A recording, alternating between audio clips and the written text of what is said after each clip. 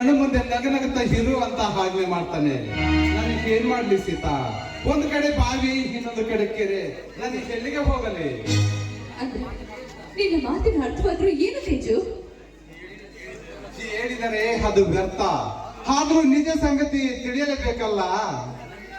ನಿನ್ನನ್ನು ಕೈ ಹಿಡಿದು ಸತಿ ಎಂದು ಸ್ವೀಕರಿಸಿದ ಕರ್ಣಮೂರ್ತಿ ರಾಜನಂದ ನನ್ನ ಅಣ್ಣ ಸೀತಾ, ನಮ್ಮ ಅಣ್ಣ. ಏನ್ ಹೇಳ್ತಾ ಇದ್ದೀಯ ತೇಜು? ಅಂದ್ರೆ ನಾನು ಮದುವೆಯಾಗಿರೋ ನನ್ನ ಗಂಡ ನಿನ್ನ ಅಣ್ಣನೇ? ನನಗೆ ನಿಜವಾಗ್ಲೂ ಗೊತ್ತಿರ್ಲಿಲ್ಲ ತೇಜು, ನಿಜವಾಗ್ಲೂ ಗೊತ್ತಿರ್ಲಿಲ್ಲ. ನನ್ನ ಗಂಡ ತಪ್ಪು ಮಾಡ್ಬಿಟ್ಟೆ. ದಯವಿಟ್ಟು ನನ್ನ ಕ್ಷಮಿಸ್ಬಿಡು, ದಯವಿಟ್ಟು ನನ್ನ ಕ್ಷಮಿಸ್ಬಿಡು. ಏಕೆ ಅನುಮಾನವೇ ಸೀತಾ? ನೀನು ನನಗೆ ಹತ್ತಿಗೆ ಸ್ಥಾನದಲ್ಲಿ. ಅಯ್ಯೋ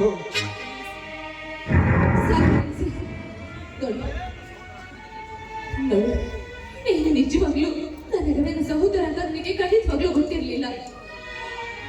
ನೋಡು, ಈಗಲೂ ಏನು ಕಾಲ ಮಿಂಚಿದ, ಆಗಿರೋದನ್ನೆಲ್ಲ ಮರೆತು ನಾನು ನಿನ್ನೋಳಾಗ ಬಯಸ್ತೀನಿ. ದಯವಿಟ್ಟು ಅರ್ಥ ಮಾಡ್ಕೋ, ನಾನು ನಿನ್ನೋಳಾಗ್ತೀನಿ ತೇಜು. ನನಗೂ ಅಷ್ಟೇ. ನೀನೇ ಈ ಮನೆಯ ಸೊಸೆಯಾಗಿ ಬರ್ತೀಯ ಅಂತ ನಾನು ಭಾವಿಸಿರಲಿಲ್ಲ. ತಿಳಿದರೂ ಅಷ್ಟೇ, ತಿಳಿಯದಿದ್ದರೂ ಅಷ್ಟೇ. ನಡೆಯಬಾರದಾಗಿತ್ತು, ನಡೆದು ಹೋಯಿತು. ನೋಡು ತೇಜು, ನಾವು ಯಾರಿಂದ ದೂರ ಇರಬೇಕು ಅಂತ ಬಯಸ್ತೀವೋ ಅವರನ್ನ ಮತ್ತೆ ಆ ದೇವರು ನಮ್ಮೊಂದಿಗೆ ಇರುತ್ತಕ್ಕೆ ಕಳಿಸ್ತಾನೆ. ಇದನ್ನೇ ಅಲ್ವಾ ವಿಧಿ ಅಂತ ಹೇಳೋದು? ಸೀತಾ,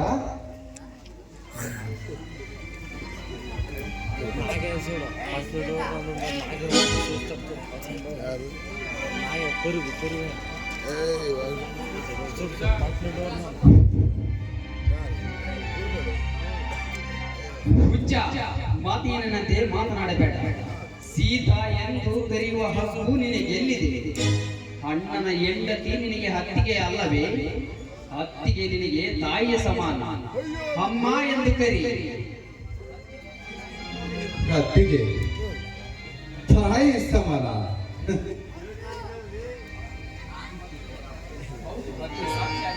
ಅಗ್ನಿ ಸಾಕ್ಷಿಯಾಗಿ ಸಪ್ತಪದಿ ತುಳಿದು ಮಾಂಗಲ್ಯದ ಅಧಿಪತಿಯಾದ ರಾಜನಂದನ ಹೆಂಡತಿ ಹತ್ತಿಗೆ. ಹತ್ತಿಗೆ ಎಂದರೆ ತಾಯಿಯ ಸಮಾನ, ಅಮ್ಮ ಎಂದು ಕರೆಯಲಿ. ನಾಚಿಕೆಯ ಬದಲವೇನು? ನೀವುಗಳು ಪ್ರೇಮಿಗಳಲ್ಲ, ಅಂದು ಕೂಡಿ ಹಾಡಿದ ಪ್ರೀತಿಯ ಅಕ್ಕಿಗಳಲ್ಲ. ನೀವು ಇಷ್ಟೆಲ್ಲ ಆದರೂ ನೀವಿಬ್ಬರು ಕಾಮ ಪ್ರೇಮಿಗಳು, ಕತ್ತು ಕಾಮದಾಟವಾಡಿದ ಕಾಮ ಪ್ರೇಮಿಗಳು. ನೀವು ಸ್ವರ್ಗದಲ್ಲಿ ನಿಮ್ಮ ಮದುವೆ ಎಂದೋ ಮುಗಿದು ಹೋಗಿದೆ. ಅವಳ ತೋಳು ತಕ್ಕೆಯಲ್ಲಿ ಸುಖ ಹೊಂದಿದ್ದ ನೀನು ನಾಚಿಕೆ ಇಲ್ಲದೆ ಅಮ್ಮ ಎಂದು ಕರೆಯುವೆಯೇನೋ? ಪಾಪಿ.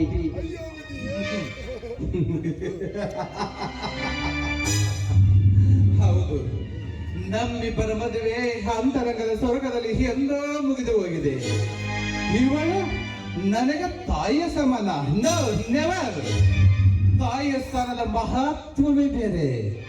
ಈ ಮೈ ಚರ್ಮವನ್ನೇ ಸುಲಿದು ಅವಳ ಕಾಲಿಗೆ ಪಾದರಕ್ಷೆ ಮಾಡಿ ಹಾಕಿದರು ಅವಳ ಋಣ ತೀರಿಸಲು ಅಸಾಧ್ಯ.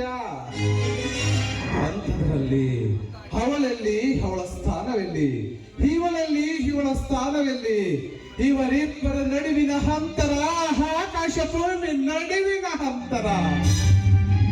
ಸೀತಾದೇವಿಯವರೇ, ನಿನ್ನ ಬಾಳು ಮಲ್ಲಿಗೆಯಾಗಲಿ, ಸಂತೋಷದ ಅಗಲವಾಗಲಿ, ಇದೇ ನನ್ನ ಆಸೆ.